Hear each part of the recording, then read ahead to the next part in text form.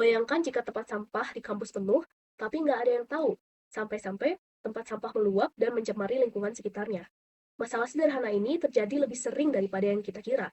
Karena itu, kami, kelompok 7, K52, pengenalan rekayasa dan desain, mengembangkan Trust Cache, yaitu sebuah sistem monitoring tempat sampah berbasis IoT yang mampu mendeteksi kapasitas sampah secara real-time. Konten yang kami sampaikan ada 6, yaitu Empathize, Define, Ideate, Prototype, Test, and Reflection. Pada tahap Empathize, kami lakukan untuk memahami kebutuhan pengguna, yaitu petugas kebersihan dan juga pengguna kantin. Dari perspektif petugas kebersihan, berdasarkan pengamatan, petugas kebersihan itu mengosongkan tempat sampah berdasarkan jadwal tetap, biasanya pada waktu tertentu seperti waktu istirahat siang. Tapi metode konvensional ini tuh tidak efisien karena petugas tidak mengecek sampah secara real time. Yang kedua, dari perspektif pengguna kantin.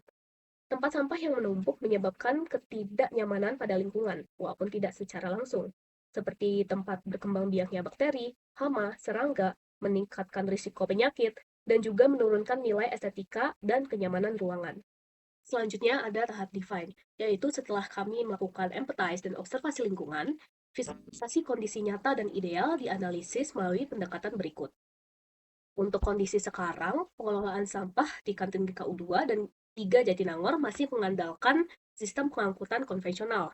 Dan kedua, tidak ada pemantauan secara real time. Jadi petugas tuh hanya mengangkut sampah sesuai jadwal yang menyebabkan fluktuasi volume sampah tidak terkontrol. Sedangkan untuk kondisi ideal yang ingin dicapai, yang pertama itu pengelolaan sampah di GKU 2 dan GKU 3 Jatinangor mengandalkan sistem pengangkutan otomatis. Dan yang kedua, dapat mendeteksi secara real-time perubahan volume sampah. Selanjutnya ke tahap ideate. Setelah kami menentukan empathize, define the problems, akhirnya kami merumuskan 3 solusi untuk menghandle permasalahan tersebut. Yang pertama yaitu ada perbesar dan perbanyak tempat sampah. Keuntungannya, biayanya rendah, dan tak perlu teknologi yang terlalu kompleks. Tapi kelemahannya memakan tempat yang banyak, tidak efisien, tidak ada data, dan tidak menyelesaikan akar permasalahannya. Lalu yang kedua, tempat sampah sensor. Keuntungannya zero overflow dan menghemat waktu. Tetapi kelemahannya rentan false positif. Dan yang terakhir ada tempat sampah pintar. Keuntungannya yaitu data driven, strategic decision, dan efisien. Tetapi kelemahannya itu arsitektur software dan database cloud lebih rumit dan biayanya tinggi. Akhirnya, setelah beberapa pertimbangan, kami memilih solusi kedua, yaitu tempat sampah sensor. Mengapa? Karena tadi menyelesaikan akar masalah, yaitu mengenai update yang tidak real time, lalu biayanya balance, tidak terlalu mahal dan tetapi kualitasnya masih oke. Dan yang terakhir, yaitu arsitektur software dan database cloud-nya lebih mudah. Jadi pada prototipe ini, kami menggunakan Arduino yang berperan sebagai microcontroller lokal untuk membaca sensor dan mengatur LED, sedangkan laptop yang menjalankan Python Bridge untuk mengirimkan data ke Blink Cloud. Nah, jadi alur prototipe ini terdiri dari 4 bagian. Pertama, rangkaian hardware yang berisi Arduino Uno, 2 sensor ultrasonic, dan LED indikator. Kedua, Arduino yang digunakan untuk membaca jarak sensor dan menentukan status hijau, kuning, atau merah. Ketiga, Python Bridge yang membaca data dari Arduino melalui serial port, lalu mengirimkannya ke Blink. Keempat, dashboard Blink yang menampilkan data monitoring secara digital. Nah, selanjutnya terlihat bentuk fisik prototipe yang menggunakan box atau kardus sebagai tempat sampah uji coba. Sensor ultrasonik dan LED dipasang di bagian atas agar dapat membaca jarak antar sensor dan permukaan sampah. Dashboard Blink juga ditampilkan melalui laptop untuk melihat status tempat sampah secara real time.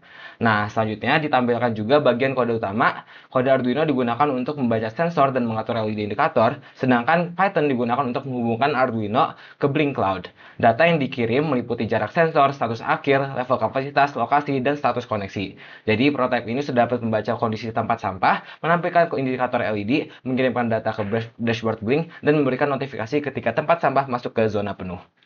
Selanjutnya, kami masuk ke bagian testing. Jadi, kami melakukan testing untuk menguji prototipe kami dalam berbagai kondisi. Pertama, pada saat kondisi sampah kosong. Jadi, pada saat kondisi sampah kosong, LED akan berwarna hijau. Hal ini menandakan bahwa tempat sampah masih kosong dan bisa diisi oleh lebih banyak sampah lagi. Di dashboard Blink juga ditampilkan status LED dan juga volume akhir, yaitu 0% karena belum ada sampah sama sekali. Selanjutnya, kami melakukan testing pada kondisi sampah sedang. Jadi pada saat kondisi sampah sedang atau tempat sampah terisi sebagian, LED akan menampilkan berwarna kuning. Hal ini menandakan bahwa sampah masih bisa diisi lagi, tetapi tidak bisa banyak-banyak diisi lagi. Dan di dashboard Blink akan menampilkan status LED dan juga volume akhir, yaitu 55% atau di atas 0% dan di bawah 100%. Selanjutnya, kami melakukan testing pada saat kondisi sampah penuh. Jadi pada saat kondisi sampah penuh, LED akan menampilkan warna merah. Hal ini menandakan kapasitas tempat sampah sudah penuh, tidak bisa diisi oleh sampah lagi. Dan juga di halaman Blink akan ditampilkan status LED yaitu merah dan juga volume akhir yaitu 100%. Nah, saat kondisi LED merah, eh, prototipe kami juga akan mengirimkan notifikasi ke aplikasi Blink yang ada di HP petugas. Jadi, petugas kebersihan bisa segera datang untuk membersihkan tempat sampah yang sudah full dan juga terdapat lokasi pada halaman Blink. Di sini terlihat kantin GKU. Selanjutnya, kami juga melakukan testing pada saat kondisi sampah setengah terisi. Jadi, pada saat kondisi ini, terlihat bahwa hanya setengah dari tempat sampah yang terisi oleh sampah. Nah, karena kami menggunakan dua sensor ultrasonik, jadi di halaman Blink akan terlihat bahwa volume akhirnya itu di atas 50%, tapi di bawah 100%, dan juga status LED itu kuning. Jadi, ini menandakan bahwa tempat sampah masih bisa diisi lagi sebenarnya.